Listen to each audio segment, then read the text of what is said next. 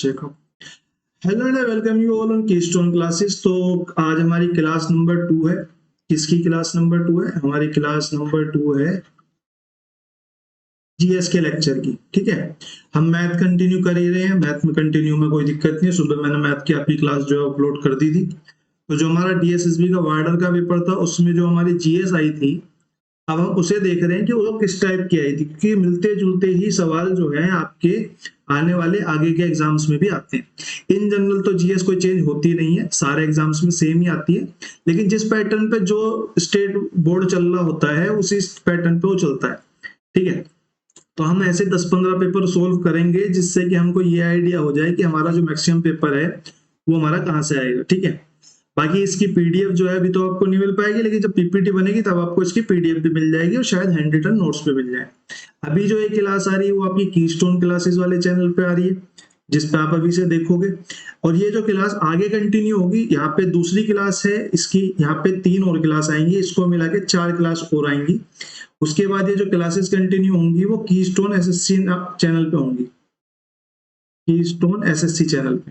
ठीक है, keystone SSC channel पे क्यों शिफ्ट होंगी? क्योंकि देखो एक ही चैनल पे सब कुछ कराने का कोई मतलब है नहीं, कोई नया बंदा कोई आएगा वो परेशान हो जाएगा। ठीक है ना, तो इसलिए इस चैनल पे सिर्फ मैथ करेंगे और थोड़ा बहुत जो इंग्लिश का कंटेंट आएगा वो डालता रहूंगा मैं टाइम टू टाइम, क्योंकि जीएस और मैथ जो है वो मेरी कंटिन्यू रहेगी। इंग्लिश तो मेरा ऐसा है कि बाई चांस मेरा संडे वनडे में किसी 2-4 संडे में मन करा तब इंग्लिश डाल दी, और जीएस और मैथ जो है वो मेरी कंटिन्यू रहेंगी। तो भैया इसके लिए मेरे को डिफरेंट 2 चैनल आपके क्रिएट करने पड़ेंगे। तो आप कीस्टोन एसएससी वाले चैनल को ज्वाइन कर सकते हो जाके।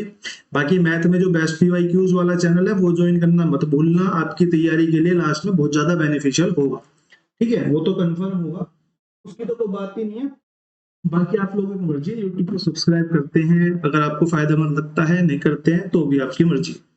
क्वेश्चन नंबर 11 देख लेते हैं। 10 क्वेश्चन हम पहले कर चुके हैं इसके, अब क्वेश्चन नंबर 11 देख लेते हैं। एक बार में ये छोटा सा ये इरेज कर देता हूँ पार्ट। ठीक है, और ये जो शिफ्ट है मैं बताया तो 12 तारीख की सेकंड शिफ्ट है ना। ये जो शिफ्ट है वो 12 तारीख की सेकंड शिफ्ट है। इसको थोड़ा सा बड़ा कर लेते हैं। ठीक है, हमको कहा है कि 2011 की जनगणना के अनुसार भारत की साक्षरता दर क्या थी। तो हमारा ये क्वेश्चन जो है मैंने एक क्लास पहले एक बार ली थी, तो मैंने साक्षरता के ऊपर पूरी जनगणना के सेंसस के ऊपर एक पूरी क्लास बना के डाली हुई है, शायद इसमें इस चैनल पे डाली हुई है जहां तक वो इस वाले चैनल पे है, तो आप एक बार वो देख सकते हो। तो आपको सेंसस के बारे में पूरी जानकारी मिल जाएगी। बाकी हमसे 2011 की जनगणना की साक्षरता की बात करें तो हम यहाँ पे लिटरेसी रेट को लेके ना देख लेते हैं कि क्या क्या हमारा है। एक बार हम देख लेते हैं कि एक्चुअल में जो जनगणना का जो इतिहास है वो है क्या। तो जैसे कि आप सबको पता होगा 1872 में लॉर्ड मेयो के द्वारा सबसे पहले इंडिया में जनगणना कराई गई थी। किसके द्वारा? सबसे पहली जनगणना जो थी वो 1872 में मेयो के टाइम पे कराई गई थी। ठीक है, लेकिन ये वाली जो थी वो इनकम्प्लीट जनगणना थी, मतलब छोटे पैमाने पे कह सकते हो या फिर इनकम्प्लीट बोल सकते हैं। ठीक है, अगर मैं कंप्लीट जनगणना की बात करूं तो 1881 में लॉर्ड रिपन के टाइम पे कराई गई थी। ये हमारी कंप्लीट थी, यानी कि संपूर्ण जनगणना जो हमारी सबसे पहले हुई थी वो हमारे लॉर्ड रिपन के टाइम पे हुई थी। ठीक है, ये 2 फैक्ट आपको मुंह जुबानी याद होने चाहिए। और जो जनगणना है इसके बाद से हमारी एवरी 10 ईयर्स में वो होती है, ये आपको बात पता होगी। जैसे 81 में हुई, फिर 91 में हुई, फिर 2001 उसमें 1991 में हुई, 1901 में हुई, फिर 1911 में हुई। जैसे हमारी जो लास्ट जनगणना थी वो 2011 में हुई। इसके बाद जो जनगणना होनी थी वो एक्चुअल में 2021 में होनी थी, लेकिन वो कोरोना की वजह से कंप्लीट नहीं हो पाई। ठीक है, तो अगर मैं बात करूं आजादी के बाद जो सबसे पहली जनगणना हुई, आजादी के बाद सबसे पहली जनगणना 1951 में हुई। ठीक है, ये चीज आप नोट कर सकते हो। और जो 2011 वाली जनगणना थी वो एक्चुअल में जनगणना में 15वीं जनगणना थी, और आजादी के बाद वो 7वीं थी। आजादी के बाद की 7वीं जनगणना थी जो हमारी 2011 वाली जनगणना थी। और इसकी बात करूं तो मैं एक छोटा सा फैक्ट और लिख लो, इसमें जो है 35 स्टेट प्लस में यूटी थे, यानी कि केंद्र शासित प्रदेश और प्रदेशों की संख्या कितनी थी 2011 की जनगणना में? 35। ठीक है, बाकी जनसंख्या के बारे में आपको पता ही है। इस जनगणना के अनुसार जो हमारी जनसंख्या ऑफिशियली है वो हमारी 1.21 बिलियन है, 121 करोड़ है। ठीक है, और जनसंख्या के बारे में छोड़ के साक्षरता दर के बारे में देख लेते हैं एक बार।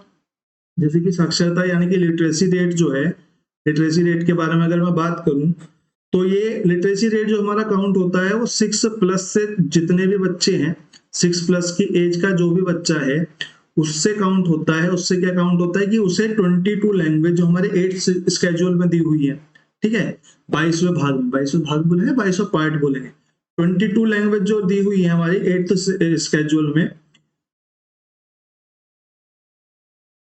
22 लैंग्वेज, उनमें से कोई भी एक भाषा लिखनी और पढ़नी आनी चाहिए, तो वो जो व्यक्ति है वो साक्षर कहलाएगा। लिखनी भी आनी चाहिए और पढ़नी भी आनी चाहिए, ठीक है।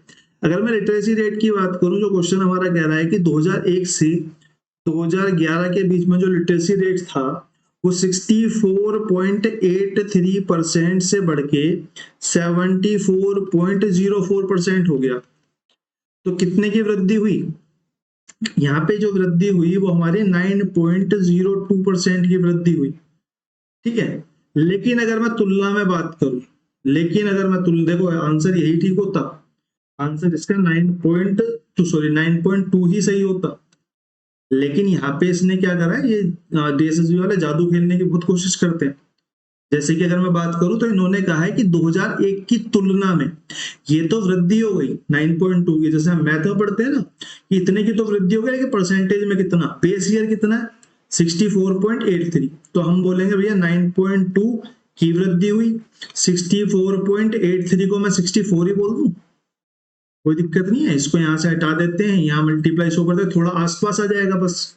तो मैं इसको काटूंगा तो 4 से 4 दूनी 8 और 4 तिया 12 और 4 एकम 4 और 4 छिंग 24, 4 से 25 और 4 से 4 चौक 16, 25 दूनी 50, 500 और 25 तिया 75, 575/4। तो अगर मैं इसको यहाँ से काटूंगा, ये पॉइंट का 0 आएगा तो यहाँ पे 40 आएगा, ठीक है। 4 से काट लेंगे तो 4 एकम 4 कितना बच गया 1, 4 चौक 16 कितना बच गया 1, फिर 4 तिया 4 चौक 16, 4 तिया 12, यानी कि 14.3 अप्रोक्स आएगा, क्योंकि हमने नीचे थोड़ा घटा दिया था, ऊपर थोड़ा ज्यादा आएगा, यानी कि 14.3 से थोड़ी कम आएगी। तो अगर तुलना की बात करेगा तो 2011 की तुलना में जो लिटरेसी रेट था वो 14 पॉइंट समथिंग जो है वो इंक्रीज हो गया, ठीक है। लेकिन अगर नॉर्मल आपसे पूछता है तो वो 9.2% होगा, ठीक है, ज्यादातर नॉर्मल आता है। लेकिन इस केस में क्या हुआ, इसने तुलना पूछ ली है, तुलना में पूछा। बहुत सारे एजुकेटर्स आएंगे आपको बोलेंगे कि ये तो 9.2 ही आंसर सही है, नहीं 14 ही सही आंसर है। एक दो क्वेश्चन में और ऐसे देख चुका हूँ जिनमें इन्होंने बस वर्डिंग से घुमा दिया, कुछ पता ही नहीं दिया। क्वेश्चन नंबर 11 के बाद क्वेश्चन नंबर 12 देख लेते हैं। पूर्वी व पश्चिमी घाट में से निम्नलिखित में से किस पहाड़ी पर मिलते हैं? तो हमारी दोनों जो घाटी है, ये जो घाट है ये इंपोर्टेंट है। घाट का मतलब ये है कि यहाँ पे रिजिज है, ठीक है, और यहाँ पे दर्रों से पास होता है, यानी कि हमारी जो कोंकण की साइड है और नीलगिरी की साइड है उस तरफ की बात करता है। तो जो हमारे पूर्वी और पश्चिमी घाट है इसके बारे में कॉमन चीज है कि ये ब्लॉक पर्वत के पर्वत है, ब्लॉक पर्वत है, ठीक है। ये बात आपको याद रखनी है कि ये जो है वो हमारे ब्लॉक पर्वत है। और आपको क्या याद रखना है, दोनों ही ब्लॉक पर्वत है, तो मैं यहाँ पे पूर्वी लिख देता हूँ, यहाँ पश्चिमी लिख देता हूँ, थोड़ी सी जगह कम पड़ेगी लेकिन एडजस्ट करेंगे। जो पूर्वी घाट है वो पश्चिमी घाट से नीचा है, ये बात याद रखनी। ये वाला जो घाट है वो हमारा ऊंचा है, ठीक है, ये वाला घाट जो है वो हमारा ऊंचा है। पूर्वी घाट नीचा है और पश्चिमी घाट ऊंचा है। कितना ऊंचा नीचा है, इसकी जो एवरेज हाइट है वो 600 मीटर के आसपास है, और इसकी हाइट जो है वो 900 से लेके 1600 मीटर के आसपास तक जाती है, ठीक है। तो इतना अंतर है। अगर मैं बात करूं ये जो फैला हुआ है, इसका जो फैलाव है वो महानदी घाटी से लेके और नीलगिरी तक फैला हुआ है। नीलगिरी पर्वत है ना, वहां तक फैला हुआ है। और ये जो फैला हुआ है ये नीलगिरी से लेके तापी तक फैला हुआ है, नीलगिरी से लेके तापी तक, यानी कि इनका जो बीच का मीटिंग पॉइंट है वो हमारा क्या हमें समझ में आता है कि वो मीटिंग पॉइंट जो है वो नीलगिरी है। ये क्वेश्चन भी आपका आता रहता है। फिर आपसे पूछ लेता है पूर्वी घाट की जो सबसे ऊंची चोटी है उसका नाम बताओ। तो पूर्वी घाट की सबसे ऊंची चोटी जो है, पूर्वी घाट की सबसे ऊंची जो चोटी है वो महेंद्रगिरी है, ठीक है। और महेंद्रगिरी की ऊंचाई कितनी है 1501, या फिर अगर आपके ऑप्शन में महेंद्रगिरी नहीं आता है तो एक ऑप्शन और आ सकता है, वो है जिंदगाड़ा। जिंदागाड़ा है, जिंदगाड़ा, जो कुछ भी आपको बोलना है वो आप बोल सकते हो, जिंदगाड़ा। इसकी ऊंचाई इससे थोड़ी ज्यादा है, लेकिन कंसीडर जो करी जाती है वो महेंद्रगिरी ही करी जाती है। पता नहीं इसको कंसीडर करते नहीं है। जो आता है वो ऑप्शन में जिंदगी ये महेंद्रगिरी आता है, अगर नहीं आता है तो आपके में जिंदगाड़ा जरूर आएगा। अगर महेंद्रगिरी नहीं होता है तो, अगर महेंद्रगिरी जिंदगाड़ा दोनों आते हैं तो आप महेंद्रगिरी लगाओगे। ठीक है, सबसे ऊंची चोटी इसकी बात करें, इसकी सबसे ऊंची चोटी कौन सी हो जाएगी? इसकी सबसे ऊंची चोटी है अन्नाई मुड़ी।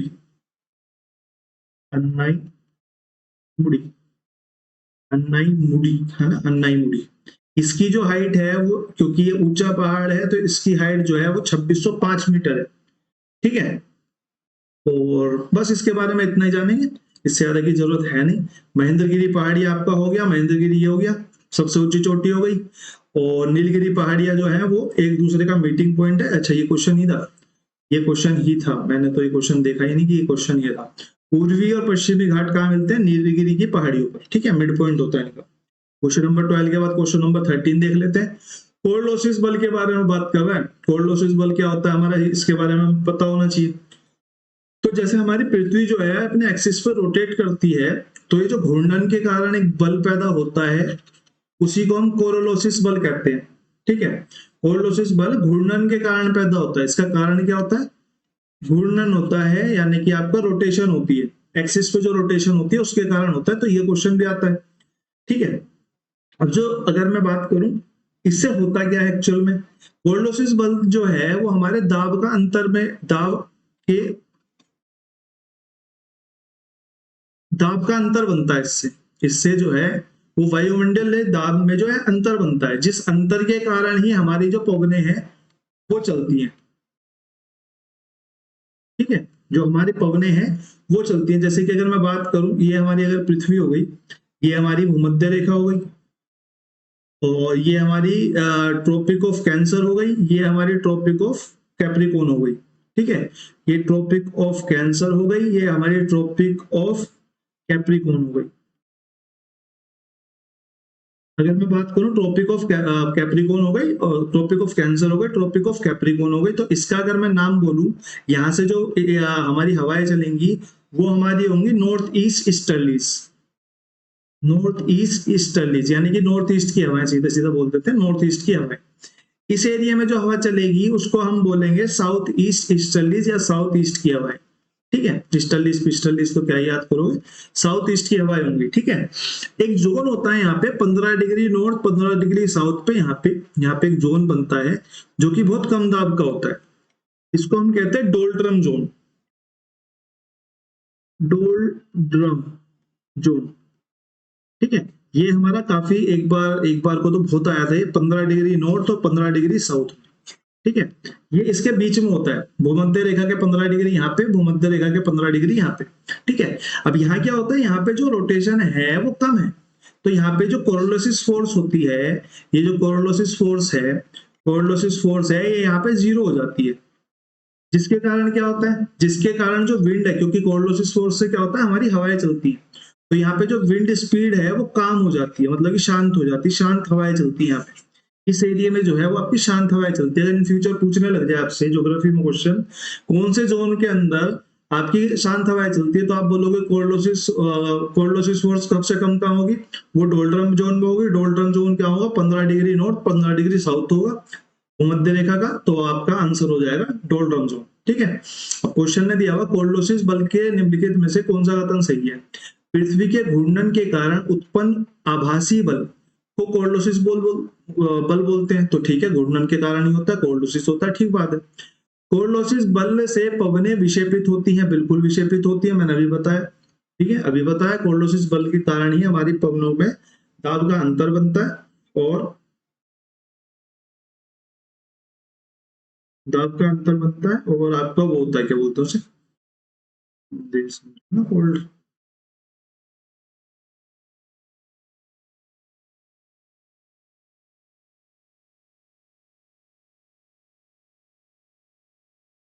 एक सेकेंड देना मेरे को, एक सेकेंड।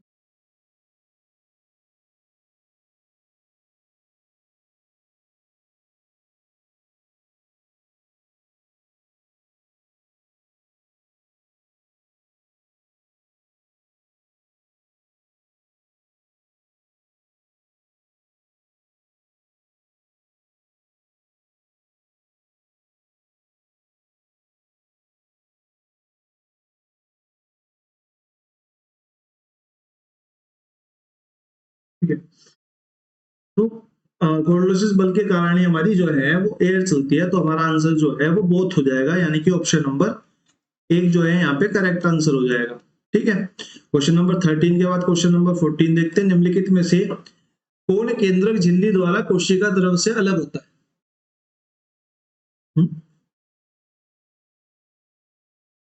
ये क्वेश्चन हमने कल नहीं करा था? नहीं, शायद नहीं करा हूं। ठीक है। तो हमारा जो सेल होती है, सेल के अंदर होता है क्या? केंद्रक, न्यूक्लियोलस, न्यूक्लियोलस। ठीक है, केंद्रक होता है। और केंद्रक के अंदर होती है एक झिल्ली। केंद्रक झिल्ली क्या काम करती है? केंद्रक के जो अंदर के पार्ट्स हैं उन्हें बाकी के सेल के प्रोडक्ट्स से, जो भी उसमें होते हैं, उनसे अलग रखने का काम करती है। ठीक है, उनसे अलग रखने का काम करती है। अब यहाँ पे देखो, एक बात बताओ, कोशिका झिल्ली क्या काम करेगी? कोशिका को बाकी पार्ट से अलग करने का, बाकी जो कुछ भी उसके आसपास है उससे अलग। किसी तरह की झिल्ली या किसी तरह की परत हम क्यों लगाते हैं? कि दूसरी चीजों से मैच ना हो, इसलिए तो लगाते हैं। तो कोशिका झिल्ली का काम क्या है? कोशिका को दूसरी चीजों से अलग रखना। इसी तरीके से केंद्रक झिल्ली का क्या काम होगा? जो केंद्रक के आसपास जो चीज है, जो कि केंद्रक हमारा कोशिका के अंदर होता है, तो कोशिका में कोशिका द्रव होगा, उसको केंद्रक से अलग रखने का काम करेगी। ठीक है, क्योंकि हमारा ये जो केंद्रक आया है वो हमारा क्वेश्चन जो है वो केंद्रक पे बेस है, तो हम केंद्रक पढ़ लेते हैं एक बार। ठीक है, कोशिका झिल्ली, कोशिका भित्ति बाद में पढ़ेंगे। क्लोरोप्लास्ट तो सबको पता ही है कि पेड़ों में होता है, इसमें तो कुछ जानने की जरूरत है ही नहीं। कोशिका भित्ति होती है, कोशिका झिल्ली होती है, सब हम बाद में पढ़ लेंगे, धीरे धीरे सब पढ़ा जाएगा। ठीक है। अगर मैं केंद्रक की बात करूं तो केंद्रक जो है वो कोशिका के मध्य में उपस्थित होता है, क्योंकि सेंटर की बात कर रहा है, केंद्रक की बात कर रहा है। और सबसे बड़ी कोशिका संरचना भी होती है। कोशिका के अंदर की सबसे बड़ी संरचना भी केंद्रक ही होगा, क्योंकि सेंटर पॉइंट होगा। सारी चीजों को केंद्रक ही तो ऑपरेट करता है। ठीक है। अब जो केंद्रक होता है वो हमारे, उसके दो पार्ट्स होते हैं। ठीक है, दोनों पार्ट्स को थोड़ा सा डिस्कस कर लेते हैं। एक तो हमारा यही हो गया केंद्रक झिल्ली या कोशिका आवरण, केंद्रक आवरण, केंद्रक आवरण। ठीक है। और दूसरा हो गया हमारा केंद्रक का द्रव्य। जैसे कि हमारे कोशिका में एक द्रव्य है, उसी तरीके से हमारे केंद्रक में भी एक द्रव्य पाया जाता है, जिससे क्या होगा, ट्रांसपोर्ट वगैरह का जो सारा काम है वो यही करेंगे। अब जो केंद्रक आवरण है वो दो परमाणु झिल्ली का बना होता है, ये बात आपको याद रखनी है। दूसरा ये क्या काम करता है? ये साइटोप्लाज्म को, ये केंद्रक को साइटोप्लाज्म से अलग करता है, केंद्रक को साइटोप्लाज्म से। अब आप बोलोगे साइटोप्लाज्म क्या है? तो ये जो कोशिका द्रव है इसी को हम साइटोप्लाज्म कहते हैं। ठीक है। साइंस को पढ़ने का सबसे अच्छा तरीका यही है कि साइंस को इंग्लिश में पढ़ा जाए, क्योंकि हिंदी में बहुत सारे वर्ड इतने गंदे हैं ना साइंस के, कि आप उन्हें याद ही नहीं कर सकोगे, चाह के भी नहीं याद कर पाओगे। साइंस को आप पढ़ो तो इंग्लिश हिंदी मिक्स पढ़ो, या तो प्रॉपर इंग्लिश में ही पढ़ो। ठीक है। तो केंद्रक को साइटोप्लाज्म से अलग करने का काम क्या करता है? केंद्रक का आवरण करता है। ठीक है, ये बात आपकी ठीक हो गई। अब इस आवरण के अंदर छिद्र भी होते हैं। अब छिद्र क्यों होते हैं भाई? केंद्रक जो है वो कोशिका से अलग थोड़ी ना हो जाएगा, बिल्कुल अलग एंटिटी थोड़ी ना हो जाएगा। कुछ उसे कोशिका से चाहिए भी होगा, और कोशिका चलाने के लिए उसे कुछ अपने अंदर से वहां पे देना भी होगा। जैसे कि उसके अंदर राइबोसोम होते हैं, राइबोसोम प्रोटीन का संश्लेषण करते हैं। और प्रोटीन क्या होता है? प्रोटीन जो होता है हमारा, प्रोटीन हमारा 20 अमीनो एसिड का जो है कॉम्बिनेशन होता है, प्रोटीन जो होता है। ठीक है, क्योंकि वो केंद्रक के अंदर बनता है तो कोशिका को चाहिए। केंद्रक के अंदर से कोशिका को जाने के लिए कोई ना कोई रास्ता होगा, वो रास्ता ये छिद्र होते हैं। ठीक है, परमाणु छिद्र होते हैं। ठीक है, बहुत छोटे छोटे छेद होते हैं। वो क्या करते हैं? वो ट्रांसपोर्ट का जो काम है वो ये छेद संभालते हैं, परमाणु छिद्र जो होते हैं। तो ये न्यूक्लियोलस से न्यूक्लियोप्लाज्म से, सॉरी, न्यूक्लियोप्लाज्म और किसके बीच में? साइटोप्लाज्म। साइटोप्लाज्म क्या होता है? साइटोप्लाज्म आपका होता है साइटोप्लाज्म आपका केंद्रक द्रव। ठीक है, इसको हम साइटोप्लाज्म कहते हैं। साइटोप्लाज्म जो इंग्लिश में नोट कर रहे हैं वो अपना नोट कर सकते हैं। न्यूक्लियोलस से साइटोप्लाज्म के बीच में जितनी भी आवागमन की गतिविधियां होती हैं वो इन्हीं छिद्रों के कारण होती है। ठीक है। अब केंद्रीय द्रव का कोई कारण ज्यादा कुछ खास तो काम है नहीं, इसमें एक न्यूक्लियोलस होता है बस, सॉरी राइबोसोम होता है, और राइबोसोम आपका प्रोटीन संश्लेषण का काम करता है। एक इसमें क्रोमेटिक धागे, क्रोमेटिक संरचना होती है, बस इसके बारे में आपको ये याद रखना है कि ये धागे जैसी संरचना होती है। इनकी संरचना कैसी होती है? धागे जैसी संरचना होती है क्रोमेटिक की, ठीक है। और ये उसके केंद्रक के अंदर तरल पदार्थ होता है, बस इतना याद रखना है, इससे ज्यादा इसमें कुछ है नहीं। Question number 11 sorry question number 14 के बाद क्वेश्चन नंबर 16 देख लेते हैं। देखो जीएसटी के ऊपर बहुत सारे क्वेश्चन बनते रहते हैं, रिसेंट एग्जाम में भी बनते रहेंगे, आगे भी बनते रहेंगे, क्योंकि हमारा जो चल रहा है वो यही चल रहा है। तो जीएसटी के बारे में एक बार थोड़ा सा देख लेते हैं। अब जैसे कि जीएसटी के जो फुल फॉर्म है, आपसे बहुत सी बार तो यही पूछ लेता है, वस्तु एवं सेवा कर, या फिर goods and services tax English में, ठीक है। अब इसने क्या पूछा है मेरे से? इसने मेरे से पूछा निम्नलिखित में से किस तारीख को लागू हुआ? जो लागू हुआ वो हमारा 1 जुलाई 2019 को हुआ। अब लागू होने से पहले ये पास भी हुआ होगा, और पास होने से पहले ये रखा भी गया होगा बिल, तो ये दोनों तीनों चीजें महत्वपूर्ण हो जाती हैं। जैसे कि अभी आप एक चीज और ध्यान रखो, जो हमारा जो गुड्स एंड सर्विसेज टैक्स है, ये दोहरा टैक्स है। दोहरे टैक्स से मेरा क्या मतलब है? दोहरे टैक्स से मेरा मतलब ये है कि अगर आपने बिल वगैरह देखा हो तो इसमें सीजीएसटी होता है, सीजीएसटी होता है, और एक इसमें एसजीएसटी होता है। यानी कि हम स्टेट को भी टैक्स दे रहे हैं और सेंटर को भी टैक्स दे रहे हैं, सेंटर जीएसटी, स्टेट जीएसटी। तो इसका जो चरित्र है वो दोहरे टैक्स का है, ठीक है। ये सिंगल टैक्स नहीं है, ये दोहरा टैक्स है।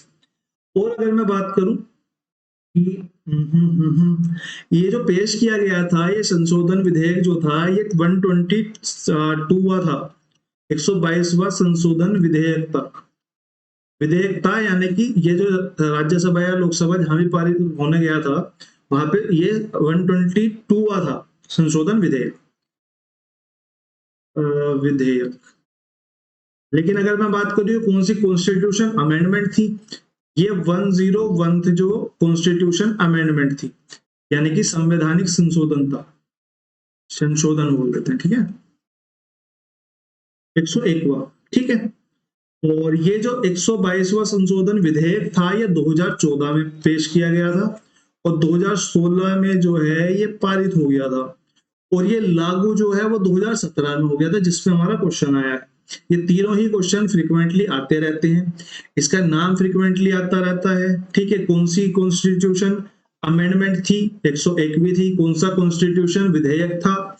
ये हमारा 122 वाला, ठीक है। अब एक चीज और ध्यान रखनी है कि एक हमारा इसमें आर्टिकल जुड़ा था कॉन्स्टिट्यूशन के अंदर 279A, इसमें जो है इसके थ्रू हम जीएसटी काउंसिल की आपकी स्थापना करते हैं, ठीक है। अब जीएसटी काउंसिल का काम क्या होता है कि कौन सी चीज कौन से टैक्स स्लैब में आएगी वो बताएगी। और हमारे यहाँ पे देश में जीएसटी की 4 टैक्स स्लैब है। 4 टैक्स स्लैब है, कौन कौन सी है?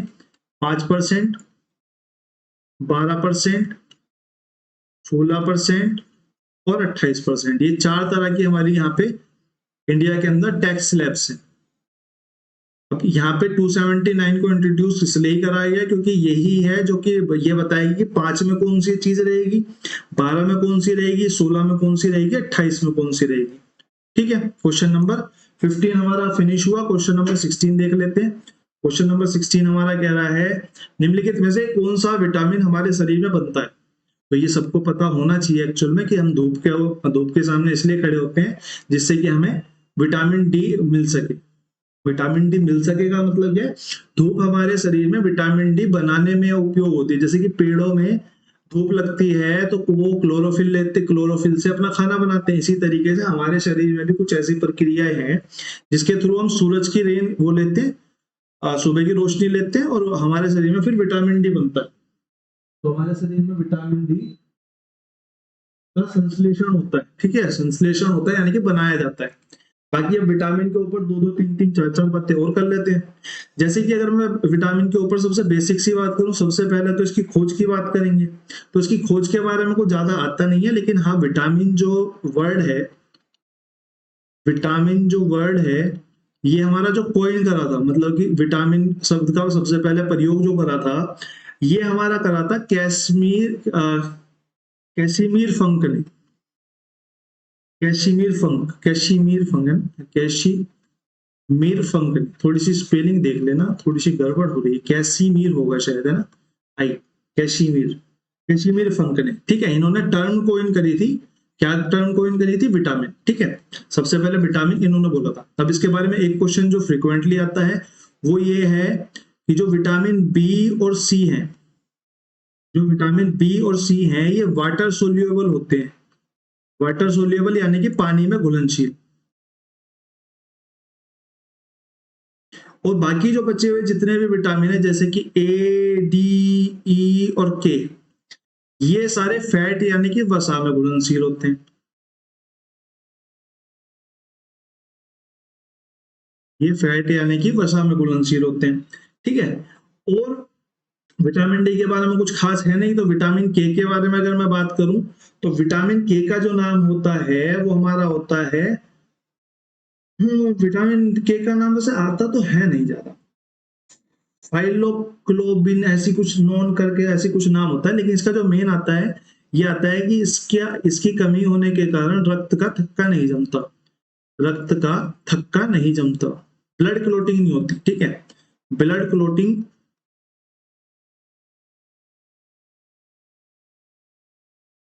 ब्लड क्लोटिंग नहीं होती अगर आपके शरीर के अंदर विटामिन के की कमी है, ठीक है। बी की बात करें तो बी तो बहुत बड़ा है, ई के बारे में बात कर लेते, ई का हमारा साइंटिफिक नाम आता है टोकोफेरोल,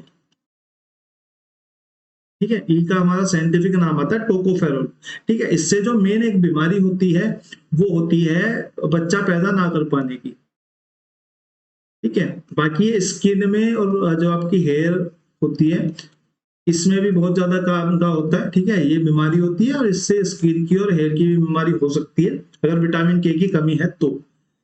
बाकी एक बार बी देख लेते हैं थोड़ा सा ना, बी, क्योंकि बी के बहुत सारे कॉम्प्लेक्सेस हैं तो बी हमारा बहुत इंपॉर्टेंट हो जाता है। तो बी 1 अब में जो देखने हैं वो एक दो छोड़ के बाकी सब देखेंगे ना, बी 1 देख लेते हैं, बी 3, बी 7, जो मेन है मैं सिर्फ वही कर रहा हूँ, बी 9 और बी 12, ठीक है। और अगर मैं बात करूं बी 1 का जो साइंटिफिक नाम है ये होता है हमारा थायमिन, वैसे मेरे को इसका चार्ट लगाना चाहिए था लेकिन मैं पीपीटी नहीं बना रहा हूं तो मैं अभी नहीं लगा सकता। इसका बी 3 का नाम होता है नियासिन, बी 7 का नाम होता है बायोटीन, बायोटीन के तो बहुत सारे कैप्सूल भी आते हैं, आपको पता ही होना चाहिए बायोटीन के बारे में तो मेरे हिसाब से, बायोटीन। और अगर मैं बी 9 की बात करूं तो ये हमारा होता है फोलिक एसिड, फोलिक अम्ल। बी 12 की बात करूं तो बी 12 सबसे ज्यादा मेन इंपोर्टेंट हो जाता है, इसका नाम बहुत ज्यादा बार आता है और इस पे एक और सवाल आता है, मैं अभी मैं बताता हूँ। इसका नाम होता है हमारा साइनोकोबाल्मिन, साइनोकोबाल्मिन, ठीक है। इसके अंदर कोबाल्ट धातु होती है, इसका इसलिए नाम साइनोकोबाल्मिन होता है, ठीक है। इसलिए इसका जो नाम है वो साइनोकोबाल्मिन होता है क्योंकि इसमें कोबाल्ट धातु होती है, बहुत ज्यादा मेन है, बी 12 बहुत ज्यादा आता है, कोबाल्ट धातु से रिलेटेड तो बहुत ही ज्यादा आता है। अगर मैं बीमारी की बात करूं तो बी 1 की वजह से जो बीमारी होती है वो मेनली होती है हमारी बेरी बेरी, बेरी बेरी, ठीक है। अगर मैं सेकंड बीमारी की बात करूं तो सेकंड अगर मैं बात करूं तो इससे होते हैं हमारे नियासिन से बाल सफेद हो जाते हैं, बाल सफेद जो होते हैं वो हमारे नियासिन के कारण होते हैं, ठीक है। बायोटीन की अगर मैं बात करूं तो बायोटीन हमारा जो काम आता है वो, सॉरी, बीमारी इससे जो बनती है इसकी कमी से वो बनती है चर्म रोग और बालों का गिरना, ठीक है, गिरना लिख देता हूँ, बालों का अपने आप लिख लेना, ठीक है। और अगर मैं फोलिक एसिड की बात करूं तो फोलिक एसिड से एनीमिया की दिक्कत बनती है, ठीक है, एनीमिया यानी कि रक्त की कमी। और सेम एनीमिया की बी 12 की कमी से भी हमारा एनीमिया की कमी होती है, ए है एनीमिया, अगर आप देखो पीडीएफ तो दूंगा ही नहीं इसकी, तो इतनी कोई दिक्कत है नहीं, एनीमिया, ठीक है। तो इन दोनों से ही हमारी एनीमिया की जो मेन समस्या बनती है। और और अगर मैं साइनोकोबाल्मिन की एक और बात करूं तो इससे ना वो भी होता है शायद, एक से सूखी हड्डियों का रोग, सूखी हड्डियों का रोग शायद इसी से होता है, एक बार आप कमेंट सेक्शन में बताएंगे ये शायद इससे ही होता है, एक बार सर्च करके बताना, ठीक है। आगे 16 के बाद हम देखते हैं 17वां नंबर क्वेश्चन। 17वां नंबर क्वेश्चन क्या है? अल बरूनी ने अरबी कृति को निम्नलिखित में से किस नाम से जाना जाता है? अल बरूनी की अरबी कृति को किस नाम से जाता है? वो है किताब अल हंद, सॉरी किताब अल हंद। या फिर इसका एक और नाम है, वो है हमारा तहकीक हिंद, तहकीक ए हिंद, ठीक है, अल बरूनी। और अल बरूनी के बारे में हमें और क्या पता होना चाहिए कि जो अल बरूनी है वो गजनी के साथ इंडिया में आया था, गजनी के साथ या गजनी के शासनकाल में इंडिया में रहा था। और ये रहा था हमारा 1017 से लेके 1030 तक, या गजनी का दूत भी मान सकते हैं हम इसे एक तरीके से, ठीक है। बाकी जो किताब है वो भी आपकी मेन हो जाती है, बस ये वाली किताब मेन नहीं है, पता नहीं कौन सी है, ठीक है। चचनामा की अगर मैं बात करूं तो चचनामा जो लिखी थी वो हमारे लेखक जो थे इसके, वो थे कुकी, बस कूफी, सॉरी कुकी नहीं, कूफी। थोड़ा सा इसको याद रखना कि इसके जो लेखक थे वो कूफी थे, बस 4-5 कूफी के नाम वो बना के दे नहीं पाएगा, यही एक कूफी होगा, तो आप इसको लगा देना। रेहल्ला की बात करूं तो ये बहुत मेन हो जाती है, इसके जो लेखक थे वो इब्न बतूता थे, इब्न बतूता, ठीक है। इब्न बतूता जो थे, इनके बारे में आपको एक दो चीजें और पता होनी चाहिए क्योंकि काफी मेनली आते ही रहते हैं।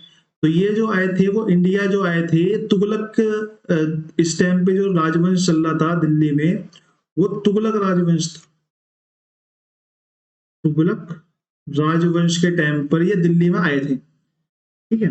तुगलक राजवंश के टाइम पे आए थे, और तुगलक राजवंश के फिरोज शाह तुगलक जो थे, हाँ फिरोज शाह तुगलक जो थे, फिरोज शाह तुगलक, इन्होंने इसको काजी नियुक्त किया था, क्योंकि ये जो बंदा था ना, ये विजडम में बहुत ज्यादा था, तो इसको काजी नियुक्त किया था।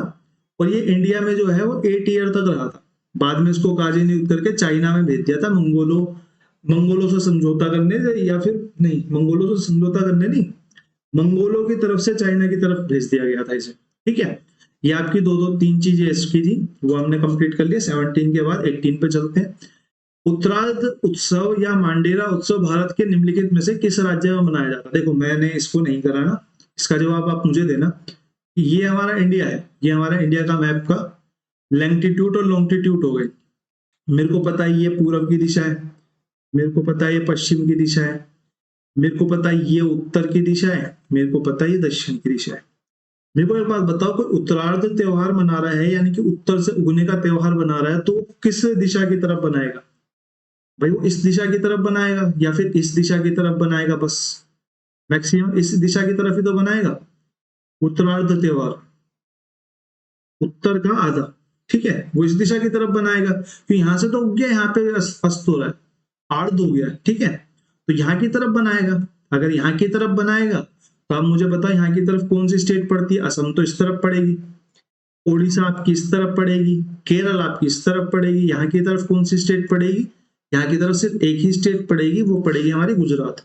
और साइंस बेस पे मेरे को भी इसका आंसर नहीं पता, लेकिन अगर मेरे को साइंस बेस की बात करता तो मैं इसमें यहाँ पे गुजरात लगाया था। उड़ीसा और केरल तो मैं बिल्कुल ही खत्म कर देता। और मुझे अर्ध का अगर मतलब पता है कि आधा हो चुका है, आधा हो चुका है, तो यहाँ तक तो आ गया है, इसके आगे जाएगा पश्चिम की तरफ को। तो मैं थोड़ा सा साइंस बेस पे, मैं ये नहीं कह रहा इसका मतलब यही है, लेकिन इसका कुछ ना कुछ वर्ड के मीनिंग तो होती है ना, तो उस बेस पे मैं इसका गुजरात आंसर लगाया था। क्वेश्चन नंबर 18 के बाद क्वेश्चन नंबर 19 देखते हैं। निम्नलिखित में से कौन सा पशु कोशिकाओं में नहीं पाया जाता? अभी हमने ऊपर देखा था कि केंद्रक तो होता ही है, केंद्रक तो सेल के अंदर उपस्थित होगा ही, वो चाहे पशु की हो चाहे वो जंतु की हो, वो सॉरी पशु की हो चाहे वो वृक्ष की हो, कोई फर्क नहीं पड़ता, केंद्रक तो होगा। अगर केंद्रक होगा तो भाई साहब उसके उपकरण भी होंगे, जो केंद्रक के अंदर चीजें उपस्थित होती है, राइबोसोम वगैरह हुआ, या फिर हमने भी पढ़ा था, वो क्या पढ़ा था हमने वो पढ़ा ना, क्रोमेटिक संरचनाएं जो हुई वो हुआ, वो सब उसके अंदर होंगे। केंद्रक का आवरण भी होगा, केंद्रक का वो भी होगा, साइटोप्लाज्म भी होगा, ठीक है ना। राइबोसोम की बात करूं, अगर केंद्रक है तो उसके अंदर प्रोटीन के संश्लेषण के लिए राइबोसोम भी होगा, ठीक है। सूत्रकणिकाएं सेंटर उसकी होती है। लेकिन अगर मैं हरित लवक की बात करूं, यानी कि यहाँ पे किसकी बात कर रहा है, यहाँ पे क्लोरोप्लास्ट की बात कर रहा है, क्लोरोप्लास्ट की बात कर रहे हैं। यहाँ पे क्लोरोप्लास्ट की बात कर रहा है। अब मेरे को बताओ पशुओं में क्लोरोप्लास्ट होता है? ये तो हमारी तीसरी ज्योति की एनसीईआरटी किताब में होता था कि जो पेड़ पौधे होते हैं उनमें खाना बनाने के लिए हमारा क्लोरोप्लास्ट पाया जाता है, पशुओं में थोड़ी ना पाया जाता है। तो इसका आंसर क्या हो जाएगा, नहीं पाया जाता पशुओं में, क्लोरोप्लास्ट नहीं पाया जाता, ये तो पेड़ों के अंदर पाया जाता है। क्वेश्चन नंबर 19 के बाद क्वेश्चन नंबर 20 देख लेते हैं। भोपाल गैस त्रासदी 1984 में हुई थी, इसका बस इतना सही आंसर है। लेकिन इसके बारे में दो चीजें आपको और पता होनी चाहिए कि भोपाल गैस त्रासदी जो हुई थी वो कौन सी फैक्ट्री में हुई थी। वो फैक्ट्री का नाम है यूनियन कार्बाइड, जो कि आता रहता है फ्रीक्वेंटली, यूनियन कार्बाइड। ठीक है, कंपनी का नाम जो था या फैक्ट्री का जो नाम था वो यूनियन कार्बाइड था। एक इसके बारे में और आता है कि जो भोपाल गैस त्रासदी थी, ये गैस त्रासदी है, औद्योगिक नहीं है, पता नहीं क्या क्या लिख रहे थे। ठीक है, ये औद्योगिक नहीं, भोपाल गैस त्रासदी के नाम से जानी जाती है। इसमें जो गैस थी जिसकी वजह से 15,000 के आसपास लोग मारे गए थे, ये जो गैस त्रासदी थी, इसमें जो गैस थी जिसकी रिलीज की वजह से इतने लोग मारे गए थे, वो थी हमारी methyl isocyanide, methyl isocyanide, methyl isocyanate, cyanide या साइनेट। ठीक है, ये हमारी जो थी वो गैस, कंपनी या फैक्ट्री के पूछेगा तो आपका आंसर हो जाएगा यूनियन कार्बाइड। ठीक है, आई होप आपको लेक्चर पसंद आएगा। अगर पसंद आएगा तो लाइक शेयर सब्सक्राइब कर देना। बाकी दूसरे चैनल को आप सब्सक्राइब कर सकते हो। और आपसे कल मुलाकात होगी मैथ की क्लास में। ठीक है, धन्यवाद।